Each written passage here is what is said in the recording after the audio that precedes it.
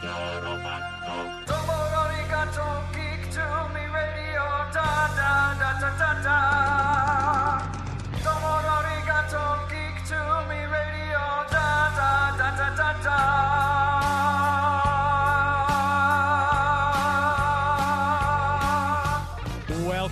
Welcome, geeks and nerds, girls and boys, to a brand new episode of Geek to Me Radio. Tonight, we have my interview with the one and only Adrienne Barbeau. We'll talk about her work on Escape from New York, on The Fog, on Carnival, and of course, we'll ask her about being the voice of Catwoman in Batman the Animated Series. All that and more, stand by. We're talking TV, comics and movies, and video games. And if you don't know Star Trek from Star Wars, we'll try to explain. There are 12 doctors for Hogwarts houses, one ring rules them all. To be the greatest Pokemon master, you must catch them all. You must catch them all. Try to catch them all. Gotta catch them all. Gotta catch them all. And if you're driving around the greater St. Louis area tonight listening to us on the Big 550 KTRS, hello to all of you tuning in.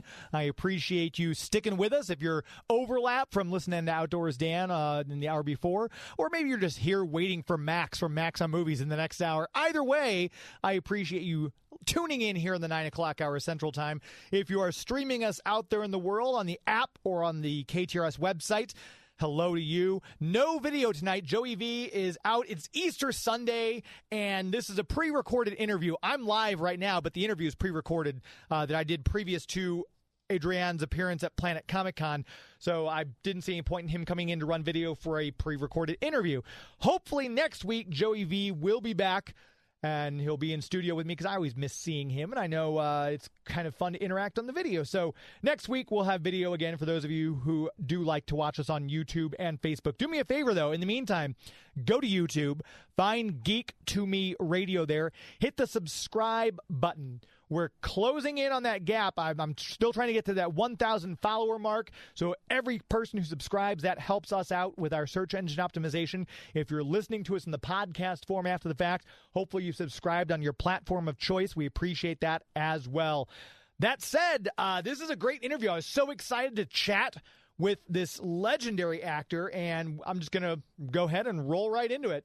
Right now we're talking with iconic actor, so many different genres. She's literally done it all from Broadway to comedy to sci-fi, voice acting, horror, drama. Nothing she can't do. Adrienne Barbeau, thank you so much for your time today. Well, thank you, James. It's so exciting. You're going to be at Planet Comic-Con just down the highway here from us in Kansas City, March 8th through the 10th. And people will get to meet you. People will get to get pictures with you, have stuff signed by you. I'm curious, with your vast career, what is the oddest thing that anyone has ever asked you to sign for them? I signed a young woman's shoulder, the back on her back. And I assume she went and got it tattooed then? Then she went and got it tattooed, yeah. That's becoming so common. That's the strangest thing. That's not the strangest, the most unusual thing, I guess you'd say. That seems to be more and more of a common thing, which I'm fascinated by. I mean, that's a fan if they're having your name tattooed on them. You know, there's one gentleman out there who's got the entire poster of Swamp Thing on his leg, and there's several out there who have Creepshow all over them. In this case, she was, I got the impression she was a teenager or a late teenager in the 70s when Maude was on the air. And she said that my character really sort of gave her a path of how to be in the world. As a gay woman, she was, there weren't too many strong, independent young women on TV at the time we did Maude, and I was very touched and had never really realized the impact that that a television show can have. And we see that so much because just people, so many places to start. But let's start with Maude, because you just mentioned that one that you did, I think, over 166 episodes, if I'm not mistaken, from 1972 to 1978, working with the great B. Arthur, who you considered a mentor. Talk a little bit about your experience, because that was, nowadays, people want to do TV shows that I just want a 5-episode Netflix deal. I don't want to work. Back then, it was 22 episodes if you were signed up for a series. That's right. Yes, it was. We did 6 seasons of 22 or 23 episodes. Yeah. Did it ever feel like work? Never. I don't feel like I've ever worked a day in my life, and I've done some really junky jobs, but I love it. I love it. And there was one of those shows. It was one of the many spinoffs from All in the Family, but just probably, I think, the most spun-off show of television history. But I'm very curious, because you seem like lately you've done more movies and voice work, but I see the occasional TV episode. So I'm curious, from your standpoint, versus like when you would do a guest spot on 8 is Enough or Quincy or The Love Boat or Fantasy Island, versus now doing TV like you're doing an episode of Cowboy Bebop or Harlan Corbin's Shelter. What in your mind has changed the most about doing episodic TV? I don't know if I'm aware of a lot of change. I'm aware of changes in the way television shows, especially, are cast. There is a lot more emphasis on social media now. And if 2 actors, equally talented actors, are up for the same role, I suspect that the casting director and the producers look at their social media accounts to see, and it only makes sense. It's not necessarily representative of, talent, but it only makes sense, because if you have someone who has 50,000 followers, then you're pretty much guaranteed to have at least 45,000 people watching your show if that person is in it. I first became aware of that back in the mid-2000s, I guess. But other than that, I don't know that I'm not aware of that much difference. Maybe it's. I mean, certainly there's a difference in the words on the page, because especially when we're dealing with streaming shows and not network shows, they're much more loose when it comes to dialogue and visuals and things like that. Sure. In the 70s, we had to fight to say the word bitch. I mean, and, God forbid anybody should, even be kissing, Right. I actually played probably the first gay woman in a television movie back in 1978. Today we're dealing with all kinds of things, but I don't watch a lot of network television. I'm sorry to say, I watch a lot of international television series. Okay. So I'm not so up to date on what. No, that's not necessarily true. When I'm not acting, I am video captioning for the visually impaired, which means I am narrating the visuals on screen in between the characters' dialogue for, SWAT or SEAL Team or CSI or Evil or any, many, many television shows, Nova, Emerald, when we're at cooking shows, and then films. And so I do see some network television that way. I'm looking at my script, but I know what's going on in the background. That's so fascinating. How did that job come about? I started doing that in the about 2014, I think, or maybe 2013.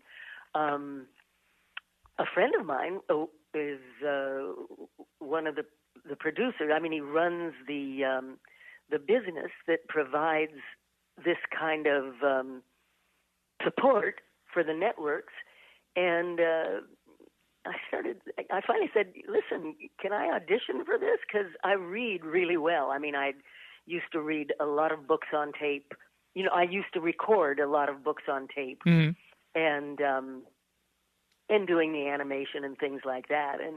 And I have, it's a certain talent that allows you to, you know, your eye to connect with your brain, to connect with your mouth, because I've never seen the words before, and you've got to do it in maybe 6 seconds or 3 seconds or maybe 5.5 seconds if there's a lot of action going on and not a lot of dialogue. So I went in and auditioned for him, and I've been doing it ever since. Wow, that's interesting. That's a job you know exists, but you always wonder, I wonder who does that. And now we know Adrienne Barbeau does a lot of that. Yeah. And talk about the voice work, too. You've done so many video games. I mean, from Marvel Ultimate Alliance, you voiced God of War 3, Halo 4, Hitman Absolution, Fallout 76. Do you find the voice roles for these video games, do you enjoy that process? Because your Batman co-star Kevin Conroy had mixed feelings about it. How do you find voice acting for video games? Oh, I love it. I love it for some strange reasons, although I think there are other actors who'll tell you the same thing. I love not having to put on makeup or worried about a costume, you know. Yeah. And it's fun. It's a totally different approach to acting, because oftentimes you're working alone. You don't know really what you're doing. I mean, you've just got words on a page, and there's, you know, hopefully a great director in the booth saying to you, okay, the player turns to you and he picks up his gun and give me that line, and give me that line with a little more menace, or give me that line with a little more this or that. Mm-hmm. Yeah, I don't watch them. I'm not a gamer. My kids are, but they're not. Although I have heard that my ex-husband, John Carpenter, is a big fan of Fallout 76. Ah. And he was very complimentary when we talked, and I told him, hey, I'm the overseer, you know. Do your kids who are gamers get a kick out of it? It's like, hey, you know, that's my voice. That's paying for your college tuition, kid, or anything like that at all? Yeah. Do they get a kick out of having mom in a video game? You know, they play Call of Duty and FIFA, and I don't know that they've ever played any of the ones that I did. I just did Starbright, I think, was one that was just released. And as we're talking, I'm trying to find my IMDb page, because I did one not long ago that I didn't know if we were able to talk about, but somebody said they just saw it on IMDb. So I did one. Yeah, Starfield looks like, from what I'm seeing, unless there's another one that I'm missing here. Right. But I did one about Spider-Man. Oh, yeah, Spider-Man 2. That's on there. I didn't know if you've done another one since, because the Spider-Man games are... Okay, yeah. Okay, so now I can talk about that. I did Spider-Man 2. And... Yeah, those games are so... I mean, I try to game when I can. It's hard to find time sometimes, but those Spider-Man games are incredible. Oh, good. I'm glad to know that. When we're hired to do a video game, we're not told the actual name of the video game. They want to keep it quiet. So the contract comes in with a pseudonym.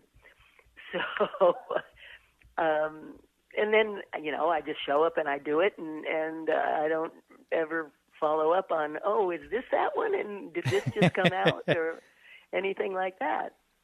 And I guess there's not, I mean, not knowing or not needing to know, I guess there's not a lot of research you need to do for the role either. You're kind of relying on the director and the script for those types of things.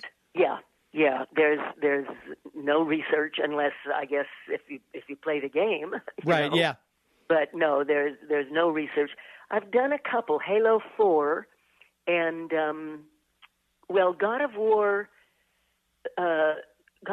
3, I think, was the first time I did motion capture Okay. But that was just my face. Halo 4 was full body motion capture. And that was a different approach because there you've got to memorize, the lines, and you're really acting because they're using your body and your movements to capture. Yeah, and not makeup per se, but you've got those little dots all over your face, so it's kind of like having makeup on. Right. And you're wearing a body with little white balls of light or whatever they're doing. Right. I don't know. Yeah, I mean it's so amazing how video games have just changed from when I started out as a gamer as a kid, and now with they look like cinematic movies. It's breathtaking, some of these. But if you ever do get a chance to go back and watch them, like I said, the Spider-Man ones are amazing. No pun intended. Okay. Great. And talking about the comic book realm, obviously Batman the Animated Series, huge. And to be able to play Selina Kyle, Catwoman, was that we always, when Batman comes out, we think of Julie Newmar, we think of Michelle Pfeiffer. You get this role as Catwoman. Were you offered that role? Did you audition for the role? Do you remember? And we will find out the answer to that question, how she got Catwoman, right after this. Stand by. We've got Adrienne Barbeau with us for the rest of the night. You're listening to Geek to Me Radio on the Big 550 KTRS. Please stand by. This is Kevin Conroy, the voice of Batman. You're listening to Geek to Me Radio.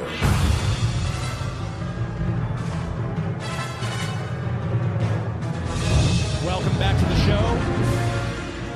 Geek to Me Radio, heard here on the Big 550 every Sunday night. I'm your host, James Enstall. I want to make sure we tell you before we go back to our conversation with Adrienne Barbeau about our official comic book sponsor. Since we're talking Batman, figured we'd talk about Larry at Bugs Comics and Games. If you are in the greater St. Louis, St. Charles area, you are in luck, my friends, because you can hop in your car and head right over there to his place on Bryan Road, easily accessible from either Highway 70 or from 364. Go by there and just walk in the door. I love you. You see the boxes and boxes and boxes of back issues. You've got the new comics just to your right as you walk in the store. You've got almost a triple shelf of just nothing but new comics that have come out in the past couple of weeks.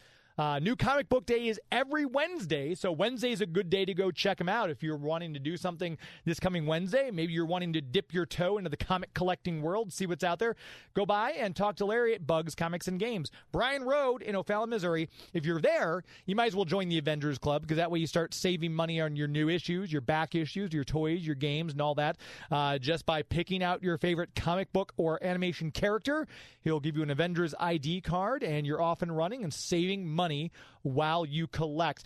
Gorgeous books in his display case along the wall. He had that in his old store that I used to go visit. He's got those right along the wall. You can look at all the books he's got up there.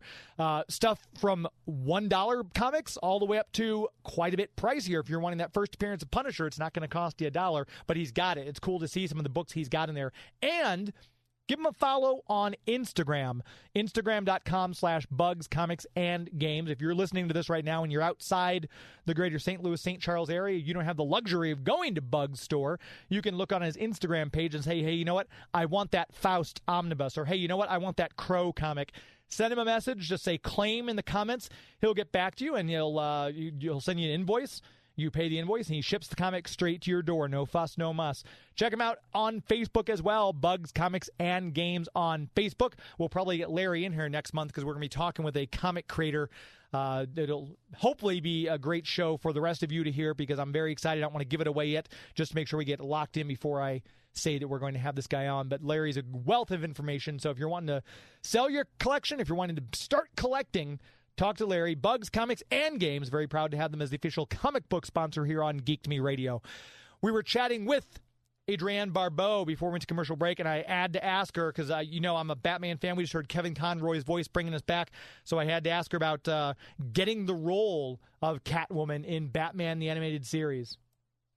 For the role, in those days, I got a call from my agent, and she said, okay, we've got an audition for Catwoman.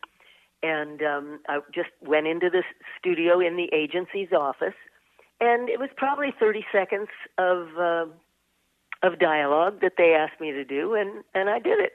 I had probably seen Well, I'd never seen Eartha Kitt do it. I knew Eartha Kitt's voice from listening to Armenian records when I was growing up, but I had probably seen her do it once or twice, but I never watched the TV show, and I had never seen any of the films, and so I sort of just went in cold and did it the way I thought, Catwoman should sound, and they called me up about 3 weeks later and said, well, they want you to do the series.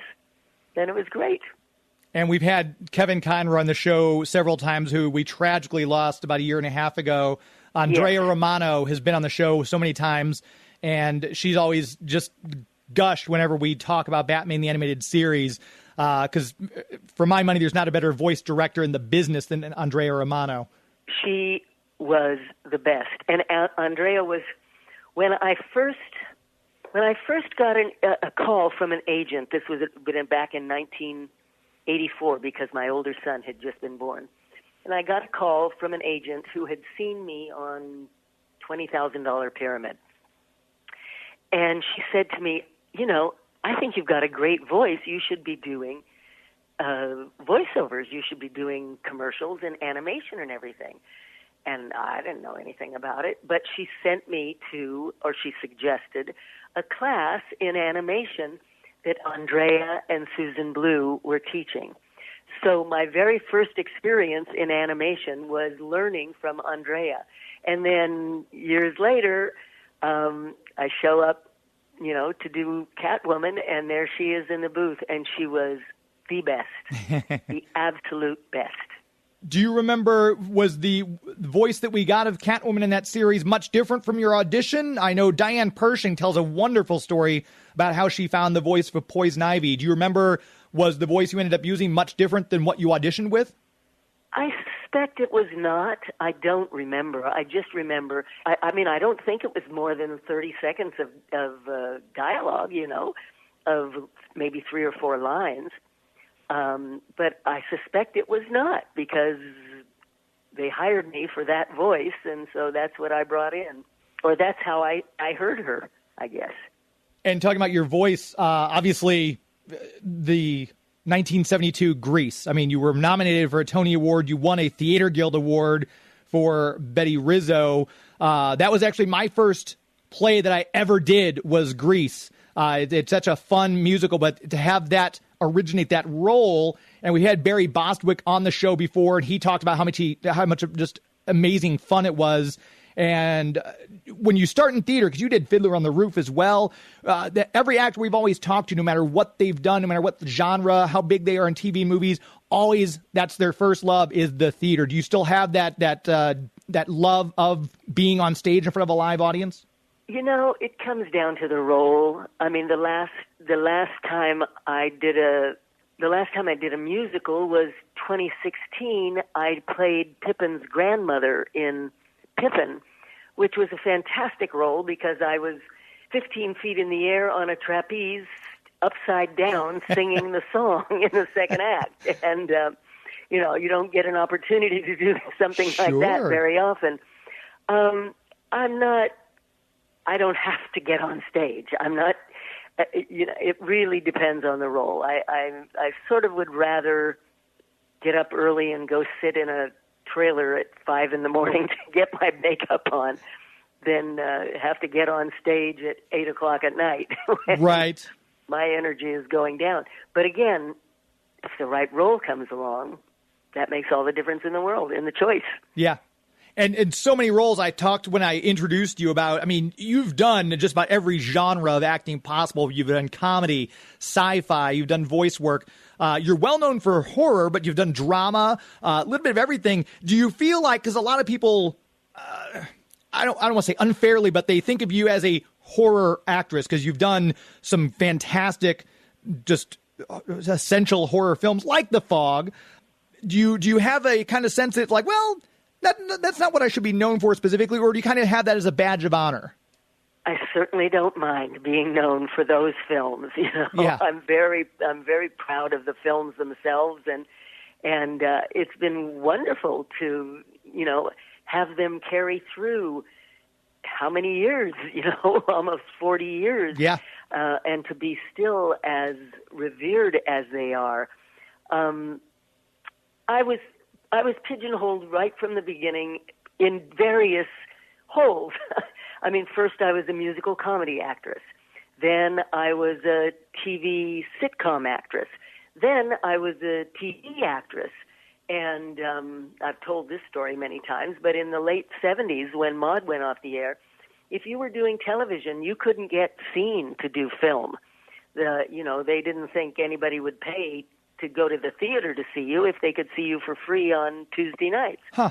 And it was because my first feature was a horror film. It was The Fog. And because I was attached, by the time we did The Fog, John and I had just gotten married. So I was identified with an up-and-coming, very successful, brilliant horror film director. That led to the next horror film and the next horror film. And, along the way, I was doing comedies. I was doing more TV. Cannonball Run or Back to School and a bunch of other stuff that, hopefully nobody ever sees. But I think it was because, my first features were horror that then I became established with that genre. And now, I get all kinds of things offered, but primarily, I get a lot of horror offered, and that's fine with me if it's the right role, if it's a good script. I'm curious, one of the ones on your list, which sadly I haven't seen, but believe me, now that I'm aware of the movie, I will be finding it to view, was Cannibal Women in the Avocado Jungle of Death. Ah, yes. On its surface, it sounds like, well, that sounds ridiculous, but you've said a couple of times now you're selective about what roles you take. So I'm curious, with a role like that, when you see the title come across, what drew you to that project? What made you decide, you know what, I'm going to do this particular role? Well, it was two things. We were in the middle of a writer's strike. And so nobody was doing anything. And this company made an agreement with the Writers Guild that they would abide by whatever the final outcome of the strike was. So suddenly, I got offered a film. It's a very witty film, and the director, who was directing under a false name, was very talented. And it's basically Heart of Darkness or Apocalypse Now, and it was a treatise on women in the 80s. So I took it. I've taken roles just because I had termites and I needed to, tent my house. And I've taken roles because they were filming someplace I really wanted to go. One of my first movies, it was right after The Fog, I guess, was sort of a science fiction film with Keir Dullea, who I was a huge fan of, having seen David and Lisa when I was, probably in college. But it was filming in Greece, on Mykonos. So, who could turn that down? Right. Yeah, my goodness. Some of the other movies on your list, and not that I want to sit here and go through your IMDb, but I'm such a fan of some of these movies like Cannonball Run, that cast. You've got Dean Martin, Sammy Davis Jr., Roger Moore. I think that was Jackie Chan's first movie role. You're working with Dom DeLuise. Was that a great deal of fun? Because sometimes you look at a movie and you're like, oh, this is hilarious, must have been a lot of fun. And then you find out afterwards, no, this was a nightmare to work on. Did you have good memories of working on that with that crew and that cast? I wrote about this in my memoir. I have a memoir called There Are Worse Things I Could Do, after the song that I sang in Greece. Sure. And I don't want to burst anyone's bubble. It was not a great experience for me. In the first place, we had a couple of really tragic accidents on the set, but that wasn't the point. It was, if you look at the outtakes right at the end, and you look at my reactions to what's going on, you'll see that maybe I wasn't having as much fun as everybody else. You know, it was. Well, no, I'm not going to make excuses to say it was early in my career. I was interested in acting. I mean, I wanted to act, and most everybody else was just like, oh, we can do whatever we want, and the audience is going to love us anyway. And you know, I mean, it was great fun working with. It was great fun work. Dom DeLuise is a prince of a prince, and it was great fun working with Dean Martin. Yeah. And I was awestruck to be working with Roger Moore, you know, but I was a little straighter, I think, in terms of my approach to the project, and so wasn't my favorite. Gotcha. And you mentioned Roger Moore. Obviously, you've worked with a couple different Bond-adjacent actors. Obviously, the great Louis Jourdan from Swamp Thing. There was also, you worked with Donald Pleasance, who played Blofeld. You worked with him in Escape from New York. I'm curious, with all your work, were you ever offered a role in a James Bond movie? No, never. I'm probably too short. Is it something you would have taken? Because a lot of people have different feelings, especially during that era of the Bond girls. Is it a role you may have taken, or would it have depend on how the role was written, or was it just like, no, I'm not doing it? Will she have done a Bond film? Was it something she was offered? We're going to find out. We're going to continue the conversation with Adrienne Barbeau right after this. You're listening to Geek to Me Radio on the Big 550 KTRS. Please stand by. Hey, this is Adasa, and even though we don't talk about Bruno, we do talk about Geek to Me Radio.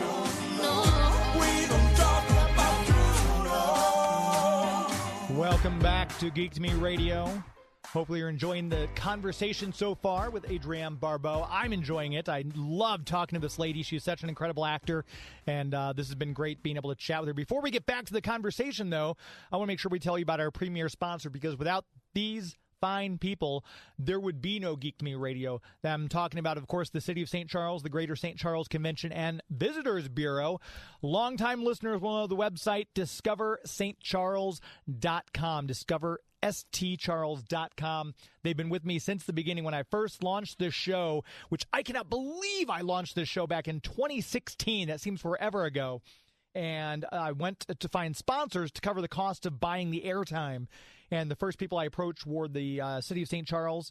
It was at the time, it was obviously Elizabeth, and then Dan was there, and they were like, well, yes, what can we do? How can we make this happen? So they immediately jumped on board. I've had a great relationship with them, and they do so much and so many cool things, like their recent Valentine's Festival, Once Upon a Valentine, or perhaps you're a fan of Christmas traditions. It's going to be celebrating 50 years this coming winter. Hard to believe. They're going to do a bunch of cool things for it. So if you've enjoyed Christmas traditions in the past, wait till you see what Ryan Cooper and the group over there puts on for their big 50th anniversary Christmas traditions. Obviously, you've got Legends and Lanterns to look forward to, but there's always something going on. They do a great job of keeping up their social media page on Instagram, so if you're not following them already, Discover St. Charles on Instagram. They always do a great job of highlighting the local shops and businesses that are down there, so follow them on Instagram, first of all, and then just go check out the website. Maybe you've not done that before. Maybe you've heard me say it and then be like, yeah, I'll look at it another time.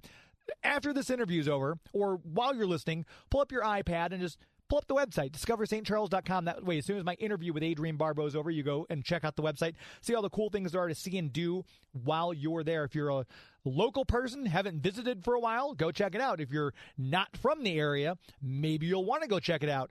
Plan your trip either way at the website, discoverstcharles.com. That's discoverstcharles.com. As we always say, it's an historically good time. We are finishing up my conversation with Adrienne Barbeau, talking about all the movies she's done, whether or not she's turned down roles, what role she's taken. And I had to ask, I mean, she was in that appropriate time setting when it was almost the glory days of Bond in the mid 70s with The Spy Who Loved Me and The Man with the Golden Gun and obviously Moonraker. So I'd asked, have you ever considered, was being a Bond girl something you would have passed on, or would you have taken that opportunity? Oh, no, I would have loved to have done a James Bond movie. Are you kidding me? Travel the world? Right. And work with Roger Moore or Sean Connery or any of the others. I mean, but no, it never. I'm sure I was too. Among other things, I was too short. In a broader scope, were there ever any roles, and maybe you can't, there might be a contractual thing you can't mention, but were there any ever roles that you were offered that you had to pass on, and you look back and like, I wish I would have done that, or circumstances kept you from taking a role that you would have liked to have done otherwise? The only one I can think of, and it's not that I look back and said, oh, I wish I would have done that, but it was, I found it funny when I saw what happened. I got sent a script. My agent sent me a script with an offer. I don't know if they said he was a fairly new director, but he was also a well-established musician, director or writer or whatever and everything. And I read the first 20 pages, and I called my agency back, and I said, there is no way in hell I would ever do this. I mean, this is just, I would never allow my children to see this. There's no way I'm doing this movie. Cut to about a year later, and I was at a convention, and Bill Moseley was there. Bill and I had done Carnival together, the HBO series. And Bill was signing autographs, and he had a line that was down the block and out the street. And I said, Bill, this is fantastic. What movie? What are they all coming to get? What movie? He said, The Devil's Rejects. And that was the one I had turned down. It was Rob Zombie's The Devil's Rejects. Not my kind of film. I ended up working for Rob in Halloween, in Rob Zombie's Halloween. Yeah. Had one scene with Malcolm McDowell, which ended up on the cutting room floor because he didn't have time. But I was really happy to work with Rob, but not in The Devil's Rejects. That's just, a bridge that's too a little far. Too horror for me. Right. You worked on General Hospital, too, for 66 episodes. And it's interesting because a lot of actors, I think of Tommy Lee Jones, got their start in soap operas. This is something you came back and visited after you were a well-established actor. So I'm curious, was it, again, the offer that was made to you for the character that drew you in, or what was it that brought you onto General Hospital? When they made the offer, they said it was just going to be a month of filming. And the character seemed interesting. And so I said, sure, and then at the end of the month, the producer came to me and said, okay, well, we've got this idea for you and for the character. And I went from being sort of a straight mentor to the sort of one of the stars of the show. I think I ran a charity organization or something. I mean, it was a fairly straight role.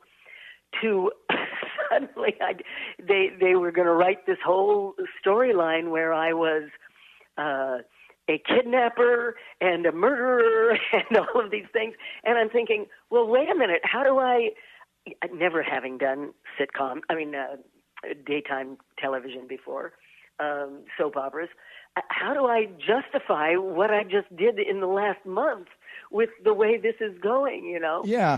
But I went along with it, and it's not a medium that I enjoy. Okay. In the first place, because by the time I did it, that was 2012, I think, the budgets had been cut back so much that we never even rehearsed. Oh, wow. We ran the scene once for cameras, and then we just did it.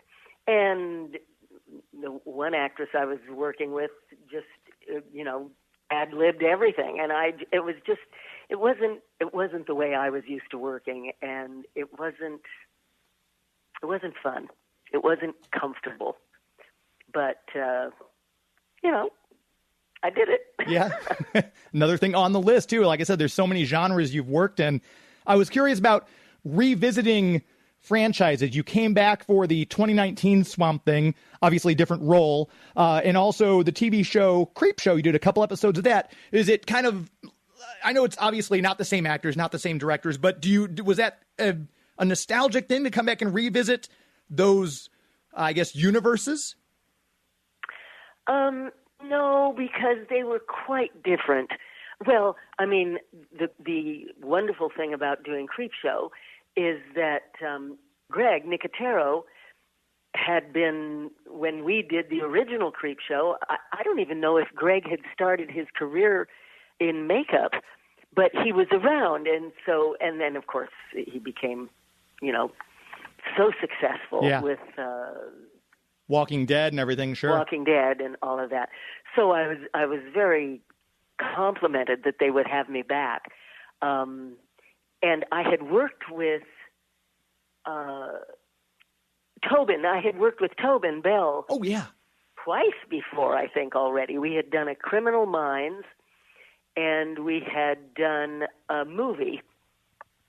And so that was great fun to show up and get to work with Tobin. And, of course, the segment that we did was based on a Stephen King short story. But it wasn't the same because Billy from the original Creepshow is, I mean, you don't forget her. Right. She's really a character. In terms of Swamp Thing, it was such a totally different approach to what we had done originally. I was very happy to be there, and they built the most beautiful set. I mean, that swamp, I wished that Wes Craven had been alive to see that swamp. It was really, it was incredibly impressive. And unfortunately, the series ended. I think it sort of got caught in a political situation between streaming networks or something, and it didn't go on. But it was very successful. People loved it. Yeah. Oh, no, it was great. It was I was heartbroken when they did it only one season and then canceled it. It was devastating. It was so good. Yeah. Yeah. Another TV show you worked on, and the reason I mentioned this one is because one of the gentlemen, John Rhys Davies, will be at Planet Comic Con with you. You did Sliders, which is a cult classic. It's a fan favorite. Everyone loves this. And I can't imagine working with someone like John wouldn't be rewarding. But then I look back and you've worked with so many fantastic people throughout your career, like just some of the names we mentioned today. Is there anyone who, obviously, I don't want to, Maude would be up in the top of the list with B. Arthur. Is there any actor who may have just done one episode of something with them, but you just clicked, became fast friends, you still contact and are in touch with to this day? Tim DeKay from Carnival. Okay. We became very close friends, and Tim went on to do White Collar, and he's in Oppenheimer. And, yeah. I mean, Tim played. If you're familiar with Carnival, he was a Jonesy, the one with the bum leg. Oh, okay, yeah. And I loved him. I loved him. He credits me with getting his kids into this high school, or the grammar school in high school that my boys had gone to. I recommended it highly, and he's always been very thankful to me because they loved it too. But Tim is one. Tim is the first one who comes to mind because we've stayed very close, and we get together and have coffee whenever we can. Oh. And I've been very fortunate. I think in my entire career there may be 4 or 5 people that I would probably rather not work with again. I want to ask you to go back to one of your very first roles. At least it's the first one you're credited with, and IMDb gets it wrong, so I always like to ask. Your very first role was in The Great Houdini with Paul Michael Glaser, Sally Struthers, Bill Bixby, Peter Cushing, Clive Revel, who voiced Alfred in Batman. Do you remember your audition or getting that role, or was that a big deal? It wasn't my first role. Okay. It was my first TV film. Okay. And I just got a call from my agent saying, they want you for this TV movie. I think it was my first TV movie. I may have done, there was one called Having Babies, which may have preceded. Oh, okay. Yeah, maybe they were flip-flopped on IMDb for whatever reason. I don't know. I'm not the one to ask. Right. But no, I just I got a call from my agent. I think I was down in Palm Springs doing Owl and the Pussycat with Conrad Bain. Oh, on stage sure. down there, and my agent called and said, yeah, they want you to play this part with Sally Struthers and the woman that played Ethel Mertz on Vivian Vance. Yes. And so I said, yeah. And it's when you go through all these genres, like I mentioned, you've not been pigeonholed, in my opinion. You've done so many. Do you have one that you prefer? Do you like comedy? Do you gravitate more towards drama type scripts or horror type scripts? I think I gravitate more toward dramatic scripts. Not necessarily. Well, what I watch, I primarily watch Scandinavian mysteries and French mysteries and things like that. Half-hour sitcom I don't find them funny most of the time. Okay. Again, it really depends on the role. I just did a lovely, just a 5-minute scene in a 911 I just thought it was just it was a great role. It was a lovely role. I had a great time doing AJ and the Queen with RuPaul for Netflix. Again, because I liked the character and I loved RuPaul, and it really comes down to the role. Yeah. I'm going to start, actually I start work on Monday on a film that's sort of what would you call it? A gangster, a casino mob gangster movie. Oh, fun. That sounds cool. How they'd describe it. But it's a drama. One of the films that I loved more than anything, one of the jobs that I loved more than anything in the world was HBO's Carnival. Mm-hmm. I love the character. I love the metaphysical aspects of the script. I love the cast. I love the crew. I love the writers, the caterers, the location, everything about it. But the character was really unique. Mm-hmm. I don't know if you're familiar with it, but I was a snake dancer in a traveling carnival in the 1930s. And died and was brought back and had second sight. It was a lot. Yeah. And had a romance with the 26-year-old lead in the show, who was a young man who had the ability to heal. It's right up my alley. Just a great part, well written, and it sounds like a lot of fun. Yeah, it was. It was. And as I know we're wrapping this up, I don't want to take up too much more of your time. Again, for those of you listening, Planet Comic Con, March 8th through the 10th. You can see her there. You can get her to sign stuff, take pictures, and all that kind of stuff. It'll be fun because the Batman reunion of sorts will be there because you've got Ron Perlman, who voiced Clayface. You're going to have Diane Pershing, who voiced Poison Ivy. Some of the directors like Dan Rebo will be there, and it's kind of exciting when to see these people. I know a lot of times you weren't necessarily in the booth with all these people, but when you're there and you see, oh, Diane, we were in this, or Ron, do you have a little reunion of sorts? Oh, yes, Diane especially. Diane has stayed with me when she's come to L.A. I didn't realize she was going to be there. The only one I knew that was going to be there that I have a relationship with is Barry Bostwick. Yeah. Barry's going to be there. So I'm looking forward to it. But, it's always fun to run in. That's one of the reasons I do them.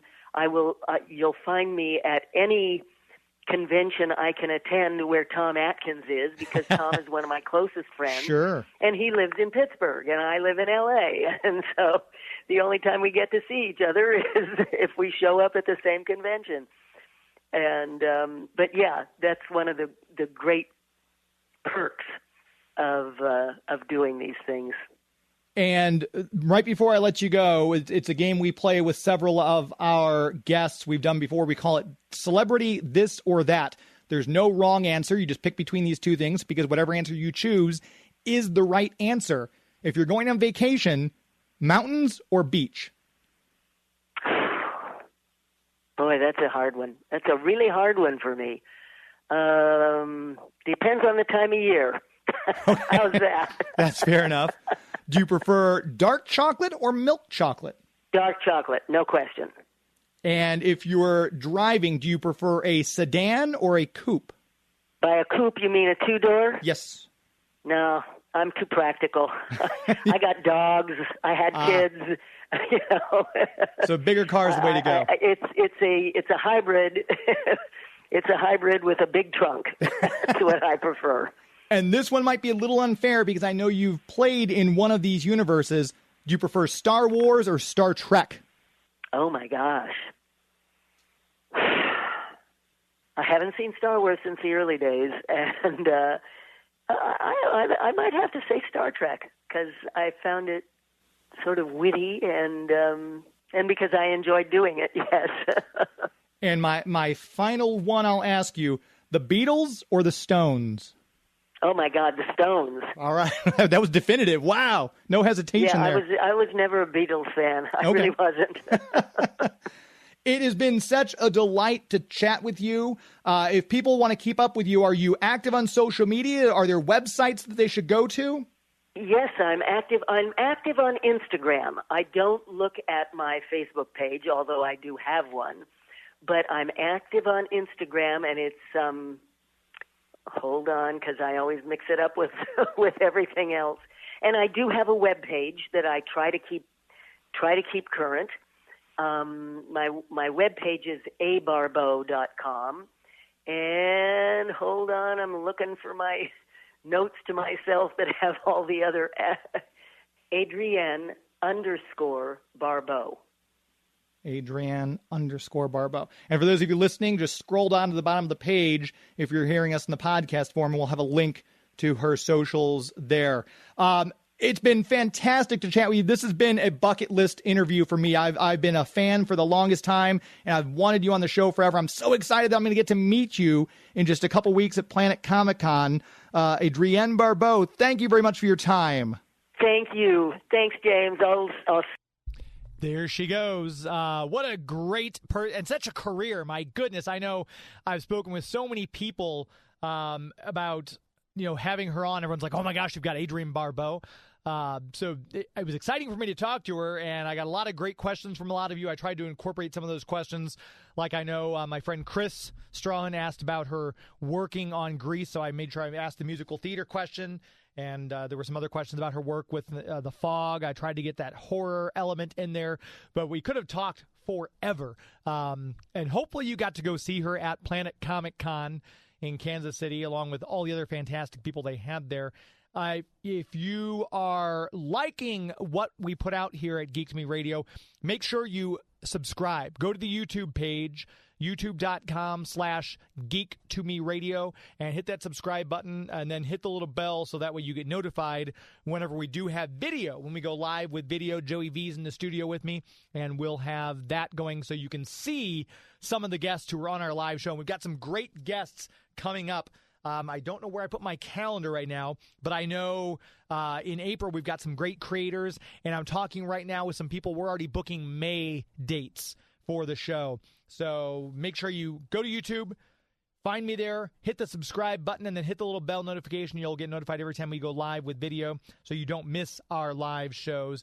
And, of course, another thing you're not going to want to miss, in a little over a year from now, we're bringing a Comic-Con here to the greater St. Louis, St. Charles area, Two Rivers Comic-Con. If you want to find us on Twitter and Instagram, it's the number 2, Rivers Comic-Con, spelt out. Go ahead and follow us there on Instagram and on Twitter. We'll announce guests as we go. I just had a meeting with my business partner who is excited as I am about this event, and we're going to be bringing you some really fantastic people, both from the realm of comic books, writers and artists and creators, and also some really cool voice actors as well that we think you're going to be excited about. And we've already talked about what year 2 and year 3 might look like. So in order to get that year 2 and year 3, well, to make sure you come check us out and buy tickets and have a great time at Two Rivers Comic Con. It'll be right there along North Main Street in St. Charles. The Foundry is one of the buildings we'll be working out of. If you're familiar with that, right there on Riverside Drive. And we are also looking at a couple other buildings along North Main. We don't know how far up Main we're going to go, but right now that's kind of where we're looking at, kind of like a 3-block radius, which is no longer than going to, you know, downtown when they had Wizard World and Fan Expo come through and you're walking through the big convention center. It's just about the same amount of space. It's just kind of spread out. And there's great food along Main Street. As you know, I just got done talking about the city of St. Charles and all the cool things there are to do down there. So it's very exciting. We got a lot of cool things happening. You'll be hearing more of those announcements as I get them, as we come along and have new stuff to share. We'll share it right here on Geek to Me Radio. Make sure you follow me on Twitter and Instagram, Geek to Me Radio, on those platforms. And, of course, Facebook.com/GeekToMeRadio. If you give us a follow there, we would greatly appreciate that as well. That's going to do it. Another show in the books.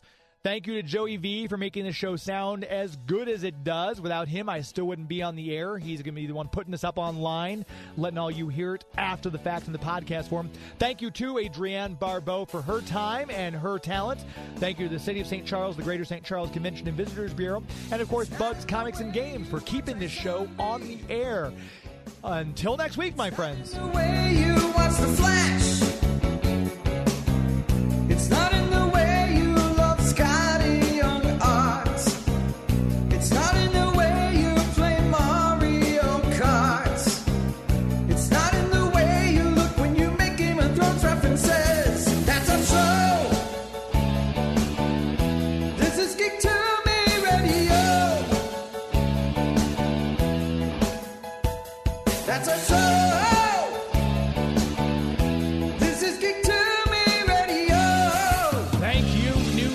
City, good night.